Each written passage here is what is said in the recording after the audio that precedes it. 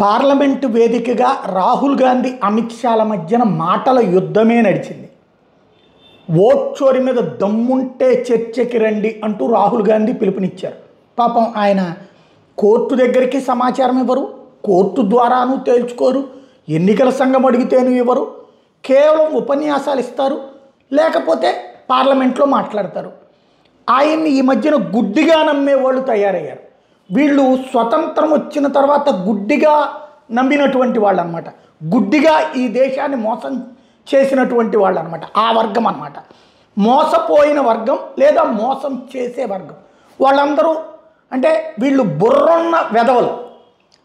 అదే సందర్భంలో అజ్ఞానాన్ని జ్ఞానంగా భావించేటటువంటి మూర్ఖులు. తుగ్లక్ ఈ దేశానికి వచ్చినా సరే దేశానికి సేవ చేయడానికి వచ్చిన మహానుభావుడు అని నమ్మేటటువంటి వాళ్ళు. ఖిల్జీ వచ్చి ఇక్కడున్న వాళ్ళ ప్రాణాలు తీసిన, న్యాయంగా ప్రాణం తీశాడని చెప్పి ఇక్కడున్న హిందూ రాజుల కొట్లాటల్లో చనిపోయిన వాళ్ళకంటే ఈయన తక్కువే చంపాడని లెక్కలు చెప్పే సన్నాసులు. ఈ దేశంలో ఆలయాలు కూల్చినటువంటి అంశం మాట్లాడితే అబ్బెబ్బే ఈ ఆలయాలను కూల్చడం అన్నటువంటిది స్థానిక బ్రాహ్మణుల వల్ల జరిగిందన్నటువంటి దొంగ నాటకాలు ఆడేటటువంటి సన్నాసులు. వీళ్ళందరూ ఆయన ఇప్పుడు బాగా నమ్ముతున్నారు.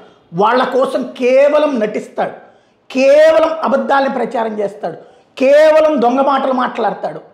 న్యాయస్థానం అడిగితే సాక్ష్యాలు చూపించలేకపోయారు, ఎన్నికల సంఘం అడిగితే అబద్ధాలు చూపించారు. అబద్ధాలను ఎన్నికల సంఘం బద్దలు కొట్టినా సిగ్గులేని మాటలు పదే పదే మాట్లాడుతున్నారు. అందుకని నేను మళ్ళీ పార్లమెంట్లో చర్చ అంటే నేను ఇంతకుముందే చెప్పినట్టు అమిత్ షా అసలు పాయింట్ రైట్ చేసుకొచ్చారు. అసలు ఓట్ చోర్ జవహర్లాల్ నెహ్రూ. వాళ్ళ పార్టీకి సంబంధించినటువంటి క్రియాశీలకమైనటువంటి వాళ్ళు 14 మంది ఓట్లలో 13 మంది జవహర్లాల్ నెహ్రూ వద్దంటే ఆయనకే ప్రధానమంత్రి ఇచ్చిన మొట్టమొదటి ఓట్ చోర్ ఇలా ముత్తాత. ఆ తర్వాత ఇందిరాగాంధీ ఓట్ చోర్ చేసి గెలిచిందని ఆమెని అనర్హురాల్ని చేసింది కోర్టు. చివరికి ఆ న్యాయస్థానాల్ని చెరపట్టినటువంటి మహానాయకురాలు. అట్లాగే వీళ్ళ అమ్మ ఏదైతే సోనియా గాంధీ అసలు భారత పౌరసత్వం రాకముందే ఓటేసినటువంటి మహామనిషి. ఈ విషయాల్ని అమిత్ షా ఇప్పుడు గుర్తు చేశారు.